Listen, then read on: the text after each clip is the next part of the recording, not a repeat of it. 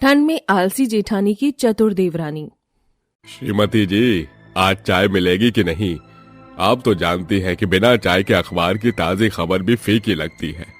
और आपको अखबार पढ़ने के सिवा कुछ सोचता है कि नहीं? सारा दिन जब देखो बस अखबार में घुसे रहते हो। बहू, चाय बन गई हो तो ले आओ। माँ, ये लीजिए आपकी मनपसंद अदरक इलायची लौंग वाली चाय। और पापा जी, ये रही आपकी चाय, कम चीनी के साथ। जुग जुग जीती रहे छोटी बहू, कितना ख्याल रखती हो तुम सभी का। हाँ, मगर थोड़ा ख्याल अपना भी रख लिया करो। छोटी बहू, सारा दिन एक पांव पर नाचती रहती हो। बड़ी बहू कहाँ है? दिखाई नहीं दी सुबह से। माँ, पायल की कुछ तबीयत ठीक नहीं है लगता है। हाँ, एकाएक ठंड बढ़ गई है ना, हो सकता है कि बहू को ठंड लग रही होगी। छोटी बहू, जा गर्मा गर्म चाय अपनी जेठानी को उसके कमरे में दिया। जी माँ जी। अंजलि चाय लेकर अपनी जेठानी के कमरे में आती है, जहाँ वो रजाई में पड़ी फोन चला रही होती है। तभी वो देवरानी को देखकर कांपने लगती है। ओह बाप रे बाप, कितनी ठंड है। 100 सी लोगाई मरी होंगी तब मेरी ये चंट जेठानी पैदा हुई होगी। ठंड आते ही मैडम की तबीयत खराब रहने लगती है, क्योंकि काम चोरी करने का दूसरा बहाना जो नहीं। पायल दीदी, चाय लाई हूँ। अरे देवरानी जी, इसकी क्या जरूरत थी? इतने में सास आ जाती है। अरे बड़ी बहू, तू ठीक तो है? अब क्या बताऊं सासू जी, आप जानती तो हैं, ठंड आते ही मेरा शरीर फूल की तरह मुरझाने लगता है। अच्छी। अरे तुझे तो बड़ी तगड़ी ठंड लग गई है बहू। छोटी बहू, जा अपनी जेठानी के लिए गर्मा गर्म सूप बनाकर ला दे। बेचारी देवरानी सूप बनाकर दे देती है। जहाँ आलसी जेठानी रजाई में पड़ी रहती है, वहीं बेचारी देवरानी ठंडे पानी में अकेली सारा काम करती। 2-4 दिन देखने के बाद अंजलि गुस्से में बड़बड़ाती है। बस ये जेठानी का आलस तो बढ़ता ही जा रहा है। ठंड में अकेली रजाई में दुबकी रहे और मैं यहाँ ठंडे पानी में बर्तन घिसूं। इसका कुछ तो करना ही होगा। इतने में आकाश किचन में आकर रोमांटिक अंदाज में कहता है, तो चलो ना बेबी, करते हैं ढेर सारा रोमांस। देखो ना, ठंड भी है। आकाश, मुझे गुस्सा मत दिलाओ, वरना तुम्हारे अंदर रोमांस का कीड़ा उछल रहा है ना, बेलन मारकर सारी रोमांस का बुखार झाड़ दूंगी। अजीब हाल है ये ठंड आते आते तुम बीवियां इतनी चिड़चिड़ी क्यों हो जाती हो? ये बोलकर आकाश वहाँ से चला जाता है। अगली सुबह, पायल, तुम्हें कहा था ना मेरी शर्ट धो देना। सारी की सारी शर्ट एकदम गंदी पड़ी है और जुराबें भी नहीं धुली। क्या पहनूं? अरे ये कैसा कलेश हो रहा है? देखिए ना सासू जी, मेरी तबीयत ठीक नहीं, कैसे धोऊंगी मैं कपड़े? आप तो जानती हैं मेरा शरीर फूल के जैसा है, जो ठंड लगते ही मुरझा जाता है। माँ जानती हैं, पर जेठानी जी, आपको कौन सा हाथ से कपड़े धोने हैं? मशीन में ही तो धोना है। डाला, खंगाला और निकाला, चमक गए कपड़े। तेरी देवरानी एकदम ठीक बोल रही है पायल। बहू, वैसे भी हाथ पांव चलाने से इंसान तंदुरुस्त रहता है। वही तो माँ जी। आलसी जेठानी टशन भरी आंखों से देवरानी को देखकर कहती है, मुझसे ये पंगा बहुत भारी पड़ेगा तुम्हें। तुम्हें देख लूंगी देवरानी जी। देखती जाओ जेठानी जी, अभी तो ये शुरुआत है। अपनी देवरानी की चालाकी के आगे अगर आपकी ये काम चोरी और ये बहानेबाजी फीकी ना पड़ जाए तो कहना। आलसी जेठानी ठंड में मर के कपड़े धोती है। आई, पानी कितना ठंडा है, इसीलिए मुझे ठंड में काम करने में मौत आती है। कपड़े धोकर जेठानी फिर से रजाई में दुबक जाती है। आज के दिन तो इतना ही कोटा काफी है मेरी फुहार जेठानी के लिए, कल कुछ अलग सोचना पड़ेगा। अगली सुबह देवरानी आग जला देती है, जिससे सभी को आग तापता देखकर पायल भी रजाई छोड़कर बाहर आ जाती है। अरे वाह, यहाँ पर तो सभी मजे से आग के सामने बैठकर मूंगफली खा रहे हैं। अरे आ जाइए जेठानी जी, आग के सामने बैठिए। अपनी देवरानी के चाल से अनजान जेठानी मूंगफली खाने लगती है। देखो तो जरा मेरी जेठानी कैसे आलसी घोड़े की तरह मूंगफली चर रही हैं। माँ जी, मैं अभी आई। देवरानी रसोई में से साग उठाकर ले आती है। जेठानी जी, ये लीजिए, ये साग तोड़ दीजिए। मैं? हाँ जेठानी जी, वैसे भी आग के आगे आप खाली बैठी बैठी कुछ नहीं कर रही। वो क्या है ना, आज पापा जी को मक्के की रोटी और सरसों का साग खाने का मन है। मैं खुद कर लेती, मगर किचन में गंदे बर्तन पड़े हैं धोने को। बोरी फंस गई पायल तू। अब क्या करूं, बर्तन मांजूं या साग तोड़ूं? ये टोकरी भर का साग तोड़ने से अच्छा मैं बर्तन धो लूं। पता नहीं देवरानी मुझसे कौन से जन्म का बदला ले रही है। बेचारी कामचोर जेठानी मुंह फुलाकर बर्तन धोती है। तभी दरवाजे पर खड़ी देवरानी एकदम टशन में कहती है, रगड़ रगड़ कर साफ करो, मेरे हाथों को माफ करो, दाग जाते ही नहीं। क्यों जेठानी जी, आया विम साबुन का ऐड याद? वैसे आपने डांस की सही बीट पकड़ी है। चुप करो देवरानी जी, मैं यहाँ इस बर्फीले पानी में बर्तन कीस रही हूँ और तुम दांत फाड़ रही हो। जेठानी जी, लगता है आपका बीपी बढ़ गया है। चलिए मैं कॉफी बनाती हूँ ठंड में। पायल पूरा टाइम बड़बड़ाते हुए बर्तन मांजकर कमरे में जाकर रजाई में पड़ी हीटर जलाकर बैठ जाती है। ऐसे ही दिन बीतते जाते हैं। अंजलि अपनी चाल से अपनी जेठानी को काम थमाती। क्या करूं, जेठानी जी का फुहरापन तो दूर ही नहीं हो रहा। अब मुझे इन्हें लाइन पर लाने के लिए अपना आखिरी दांव खेलना होगा। फिर एक सुबह, अरे अंजलि बहू, तू ठीक तो है? हाँ माँ जी, कुछ दिनों से जी कच्चा हो रहा है। माँ जी, आप दादी बनने वाली हैं। बधाई हो छोटी बहू, तुम्हें खुद का ख्याल रखना होगा। तुम्हारे पैर भारी हैं। अब घर का काम पायल बहू करेगी। इतनी बड़ी खुशखबरी जो है। ये सुनकर जेठानी का मुंह बन जाता है। काहे की खुशखबरी है? कुछ तो घोटाला है और इस देवरानी की सर्दी में ही सीन बनना था। खुद लोड होकर बैठ गई और मेरी लंका लगा दी। बड़ी बहू, अब अपनी देवरानी को हर थोड़े समय पर जूस, फल, फ्रूट देती रहना। अब घर का सारा काम खाना बनाना अकेली आलसी जेठानी पर पड़ जाता है। वहीं रजाई में पड़ी देवरानी खुशी से गुनगुनाते हुए कहती है, जनवरी, फरवरी, मार्च, अप्रैल, मई और जून, जुलाई। जेठानी सारा काम करेगी, देवरानी खाए मिठाई। माँ, मेरी चौथी बना दो, स्कूल जाना है। अरे पायल, मेरा टिफिन दे दो, आज ऑफिस जल्दी जाना है। अरे बड़ी बहू, चाय बनी? जी लाई ससुर। किसी के अंदर भी सब्र नाम की चीज नहीं। एक तो ये ठंड कुल्फी जमा रही है। पायल ठंड न देकर सभी को चाय पानी टिफिन टाइम पर देती है, जिससे अब धीरे धीरे उसका आलस खत्म हो जाता है और अब वो एकदम फुर्ती से काम करती है। जिसके बाद अंजलि सभी से कहती है, माँ, पापा जी, आकाश जी, मैं आप सबको कुछ बताना चाहती हूँ। अरे तो बोलना छोटी बहू, तो इतना हिचकिचा क्यों रही है? बात क्या है? माँ जी, मैं प्रेग्नेंट नहीं, ये सब बस एक झूठ था। ये जानकर सभी दुखी हो जाते हैं। क्या? मगर तूने हमसे झूठ क्यों बोला? क्योंकि सभी की जिम्मेदारियां निभाते निभाते मैं अकेली थक गई थी माँ जी। जब से मैं शादी करके इस घर में आई, जेठानी जी अपनी सारी जिम्मेदारी मुझ पर थोप दी। सुबह पापा जी की चाय, आपकी चाय, पूरे घर की साफ सफाई, बर्तन, खाना, सभी को टिफिन देना, वो भी इस कड़ाके की ठंड में। मैं बस जेठानी जी को उनकी जिम्मेदारियों को फिर से समझाना चाहती थी।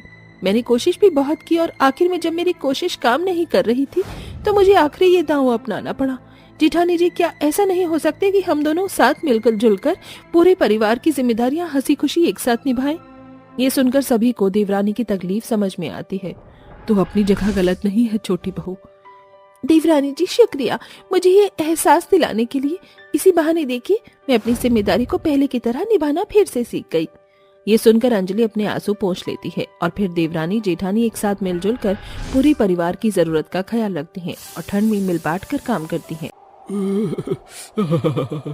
बाप रे बाप, कितनी ज्यादा ठंड हो रही है बाहर। अरे गगन बेटा, तू इस तरह से कपकपा क्यों रहा है? माँ, बाहर बहुत ठंड हो रही है। ऐसा लग रहा है मानो हम किसी बर्फीली पहाड़ी से घिरी हुई जगह में रह रहे हो। एक काम करती हूँ, तू जल्दी से कंबल ओढ़, मैं जब तक तेरे लिए चाय बनवाती हूँ। तन्नू बेटा, जरा अपने भाई के लिए चाय तो बना कर लिया।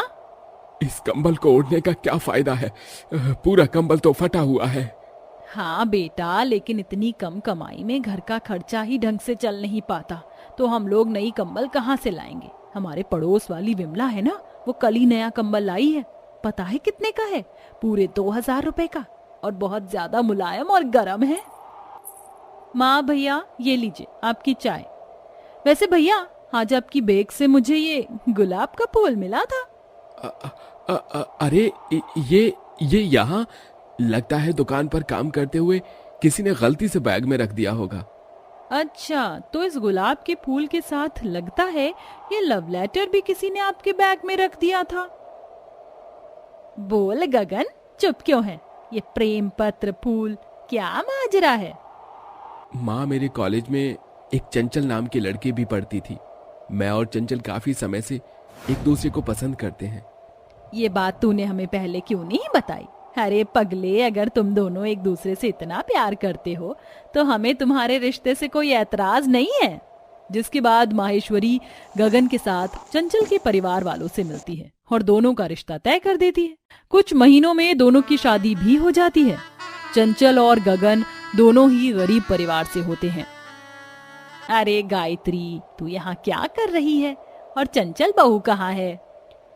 माँ जी, चंचल काफी थकी हुई थी, इसलिए मैंने उसे कमरे में आराम करने को कहा है। लेकिन तनु और बच्चे कहाँ हैं? अरे चंचल बहू के मायके से दहेज में जो सूटकेस आया है, वो लोग उसे ही बाहर लाने के लिए गए हैं। लो, आ गए। दादी माँ, सूटकेस बहुत भारी है। लगता है चाची बहुत सारी चीज लाई है हमारे लिए। सारा परिवार जैसे ही सूटकेस को खोलता है, इसके अंदर तो भाभी के कपड़े हैं। हमें लगा शायद हमारे लिए कोई सामान होगा। अरे माँ जी, देखिए इसके अंदर तो कंबल भी है। अरे हाँ, और देख तो जरा ये कंबल कितना सुंदर और गर्म है। दादी माँ, अब तो हम सब इस कंबल में सोएंगे। अब तो हमें ठंड भी नहीं लगेगी। अब तो हम लोग इस कड़ाके की सर्दी में इस कंबल में आराम से सो सकते हैं। उस फटी कंबल से तो हवा आसानी से पास होती थी, लेकिन इसके अंदर ऐसा नहीं होगा। आज रात हम सभी लोग चैन की नींद सोएंगे। भला हो हमारी बहू का और उसके मायके वालों का, जो उन लोगों ने हमारे लिए ये कंबल भेजा। गरीबी की वजह से पूरे परिवार को हर साल ठंड में फटे कंबल ओढ़कर गुजारा करना पड़ता था, जिससे ठंड के मौसम में सभी परिवार वालों की हालत अक्सर खराब रहती थी। लेकिन अपनी छोटी बहू के दहेज में आए कंबल को देख सारा परिवार खुश हो जाता है, जिसके बाद अब सब लोग उस कंबल को ओढ़ के सोने लगते हैं। वहीं दूसरी तरफ कितनी ठंड है। मेरे दांत तो ठंड से कपकप आ रहे हैं। यहाँ तो मुझे कंबल भी दिखाई नहीं दे रही है। अरे मेरा सूटकेस कहाँ है? माँ ने मेरे कपड़ों के साथ साथ मुझे कंबल भी दिया था। लगता है सूटकेस बाहर है। चलो जल्दी से कंबल ले आती हूँ, वरना ठंड में तो मेरी कुल्फी जम जाएगी। चंचल जैसे ही अपने कमरे के बाहर आती है तो देखती है कि हॉल में उसके ससुराल वाले तो उसकी लाई हुई कंबल को ओढ़कर आराम से सो रहे हैं। अरे देखो तो जरा इन बेशर्मों को, बहू की लाई हुई कंबल कैसे ओढ़कर आराम से सो रहे हैं, और मैं वहां ठंड से कपकपा रही हूँ। माँ जी, उठिए माँ जी। अरे चंचल बहू, तू अभी तक सोई नहीं? माँ जी, इतनी ठंड में मैं बिना कंबल के कैसे सोऊंगी? मेरे कंबल तो आप सब लोगों ने ले रखी है। लाइए मेरी कंबल मुझे दे दीजिए। इतना कहकर चंचल अपनी कंबल ले लेती है और अपने कमरे में जाकर कंबल ओढ़कर सो जाती है। वहीं ठंड लगने की वजह से गायत्री के दोनों बच्चों की नींद खुल जाती है। माँ, हमारी कंबल कहाँ गई? बेटा, वो कंबल चाची की थी ना, इसलिए वो ले गई। माँ, बहुत ठंड लग रही है। चाची से कंबल वापस लाओ ना। हाँ भाभी, मुझे भी बहुत ठंड लग रही है। इतने दिनों के बाद इतनी अच्छी नींद आई थी, लेकिन भाभी कंबल ले गई। सभी लोगों को ठंड में कपकपाता देख माहेश्वरी से देखा नहीं जाता, इसलिए अपनी बहू के कमरे के पास जाती है और दरवाजा खटखटाने लगती है। जिसके बाद चंचल जैसे ही दरवाजा खोलती है, चंचल बहू, मैं कह रही थी कि तू अपना कंबल हमें दे दे और ये हमारा वाला कंबल तू ओढ़ ले। वो क्या है ना, तेरा कंबल काफी गर्म और बड़ा है, तो हम सब उसमें आराम से सो जाएंगे। लेकिन ये वाला थोड़ा छोटा है और फटा हुआ भी है। हम तो बाहर हॉल में सोते हैं तो हमें ज्यादा ठंडी भी लगती है। तू तो कमरे में आराम से सो सकती है। ठीक है माँ जी। जिसके बाद माहेश्वरी अपनी बहू का कंबल लेकर चली जाती है और अपना फटा हुआ कंबल उसे दे देती है। मेरे माँ बाप ने ये कंबल मुझे दिया था, लेकिन ये देखो ये लोग कैसे इस पर हक जमा रहे हैं। जिसके बाद चंचल मुंह बनाते हुए उस फटे कंबल को ओढ़कर सो जाती है। बीते दिन के साथ ठंड भी काफी बढ़ने लगती है, जिसके चलते चंचल की सास हमेशा उसे फटा कंबल दे देती और खुद उसके नए कंबल में सारा परिवार आराम करता। बाप रे बाप, आज तो बहुत ठंडी है। चलो अच्छा हुआ कि आज मेरे पास मेरा कंबल है, आज तो आराम से सोऊंगी। अरे चंचल, ये कंबल तुम्हारे पास है और मैं बाहर इसे हॉल में ढूंढ रही थी। लाओ ये कंबल मुझे दे दो। वो सौरव अंजू के सोने का टाइम हो गया है, उन्हें इस कंबल के बिना अब नींद ही नहीं आती है। गायत्री चंचल से वो कंबल लेकर चली जाती है। ये सब अब चंचल के बर्दाश्त से बाहर होता है। बस अब बहुत हुआ, मैं कब तक इस ठंड में ऐसे ही ठिठुर ठिठुर के सोऊंगी। आज रात को तो मैं ये कंबल लेकर ही रहूंगी। जैसे ही रात होती है, भाभी लाइए मेरा कंबल मुझे दे दीजिए, मुझे नींद आ रही है, मैं सोने जा रही हूँ। लेकिन चंचल, ये कंबल तो हम सब लोग रात को ओढ़कर सोते हैं। हमने तुम्हें कंबल दे तो रखा है। उस फटे हुए कंबल को ओढ़ने का क्या ही फायदा जब पूरी रात कपकपाते हुए गुजारनी है। मैं जब से आई हूँ तब से आप लोग मेरे कंबल पर ऐसे रौब जमा कर बैठे हो जैसे ये कंबल आपका है। ये कंबल मुझे मेरे माता पिता ने दिया था, ना कि आप लोगों का। अगर इतना ही कंबल ओढ़ने का शौक है तो जाकर खुद ले आइए। चंचल, ये क्या तमीज है भाभी से बात करने की? माफी मांगो उनसे। और हम लोग तो फटी कंबल में गुजारा कर सकते हैं, लेकिन क्या ये बच्चे कर पाएंगे? कम से कम इनका तो सोचो। चंचल गगन की एक बात नहीं सुनती और कंबल ले जाकर खुद ओढ़ कर सो जाती है। बढ़ती ठंड की वजह से कंबल ना होने की वजह से सौरभ और अंजू की तबीयत धीरे धीरे खराब होने लगती है। दोनों बच्चों के सीने पर ठंड बैठ चुकी है, इन्हें गर्माहट की जरूरत है। अगर ऐसे ही इनकी तबीयत खराब रही तो शायद बच्चों को अस्पताल में एडमिट करने की नौबत आ जाए। डॉक्टर साहब, ऐसा मत कहिए। अगर मेरे बच्चों को कुछ हुआ तो मैं कैसे रहूंगी? अंजू, सौरभ, कुछ बोलो ना। तुम लोग कुछ बोल क्यों नहीं रहे हो?